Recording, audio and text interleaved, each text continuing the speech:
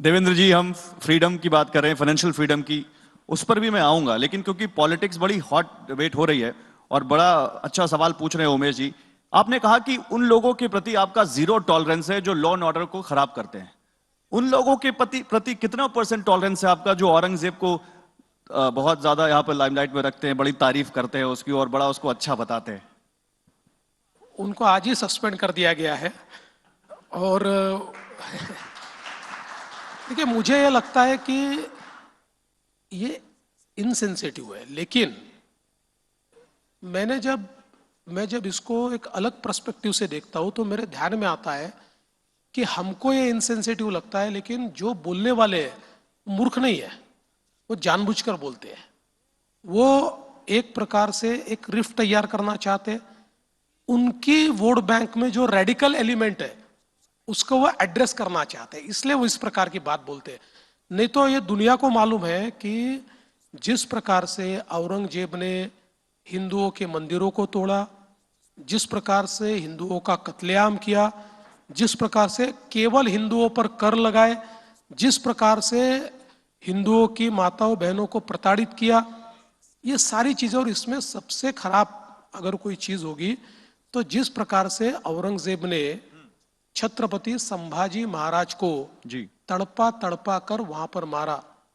छत्रपति संभाजी महाराज, जिनके बारे में कहते देश धर्म पर मिटने वाला शेर शिवा का छावा था, महापराक्रमी परम प्रतापी एक ही शंभू राजा था। 9 साल संभाजी महाराज उनसे लड़ते रहे।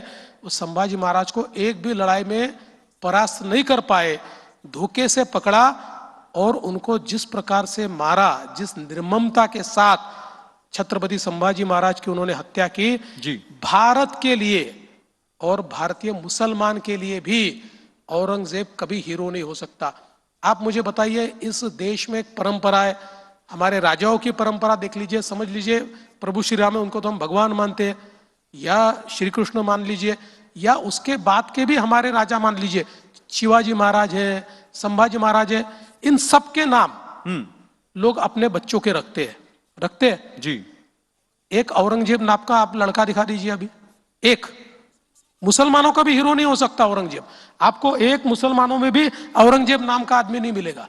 तो ऐसे समय औरंगजेब का महिमा मंडन ये करना नहीं नहीं, बिल्कुल गलत है। तो आप जब कह रहे हैं कि वो बिना सोचे समझे नहीं कह रहे हैं, हाँ उसके बिल्कुल, पीछे उनकी सोच है। 100। देखिए, तो वो क्या सोच है वो? ये जो सोच है ना, ये समाजवादी पार्टी जो यूपी में भी चुनाव लड़ने वाली है आने वाले दिनों में, इनको अब ये लगता है कि तुष्टीकरण की नीति से अगर हम लोग, जो हमारे माइनॉरिटी के लोग हैं, उनको रेडिकलाइज करेंगे और उनको वोट बैंक के रूप में इस्तेमाल कर पाएंगे, तो जो एक प्रकार से लोकसभा के समय जी। उन्होंने यूपी में किया, उनको लगता है वो उसको रिपीट कर पाएंगे, लेकिन अब ये होने वाला नहीं है। नहीं, लेकिन अखिलेश यादव खुलकर अपने विधायक के समर्थन में आ गए हैं।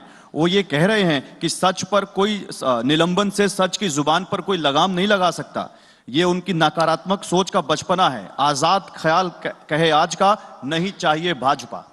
मुझे लगता है कि अखिलेश यादव, मैं उनको अपील करता हूं, मैंने तो उनका स्टेटमेंट पढ़ा नहीं, आप जो बता रहे वही स्टेटमेंट है, अगर ये स्टेटमेंट उनका है तो मैं अखिलेश यादव को अपील करता हूं कि वो ये बता दे कि उनके पुरखे शिवाजी महाराज को मानने वाले हैं, वो शिवाजी महाराज को मानने वाले हैं, वो शिवाजी महाराज की विरासत को मानने वाले हैं, या उनको औरंगजेब की विरासत चाहिए।